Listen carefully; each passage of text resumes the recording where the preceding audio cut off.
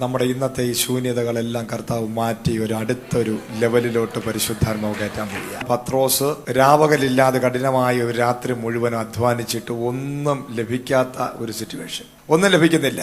ചില സമയത്ത് ദൈവത്തിന്റെ ആത്മാവ് ചിലതിനെ വിലക്കാനിടയാകും. ഹല്ലേലൂയ.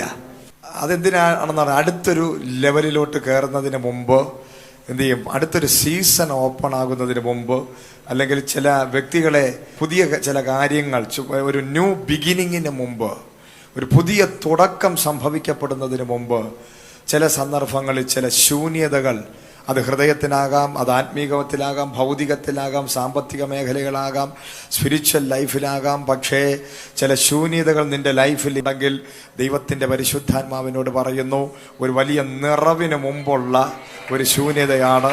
ഒരു അസാധാരണമായ പുതിയ ചില തുടക്കങ്ങൾക്ക് മുമ്പ് ചില ശൂന്യതകൾ നിന്റെ പടകിനകത്ത് സംഭവിച്ചിട്ടുണ്ടെങ്കിൽ കർത്താവ് പറയും, ചിലത് ചെയ്യാൻ നിനക്ക് അനുവാദമില്ലാതെ ഒരു ഡ്രൈ ആയിരിക്കുന്ന ഒരവസ്ഥയാണോ നിങ്ങളുടെ ലൈഫിൽ? ഒരു ഡ്രൈനെസ് നിങ്ങൾ അനുഭവിക്കുകയാണോ?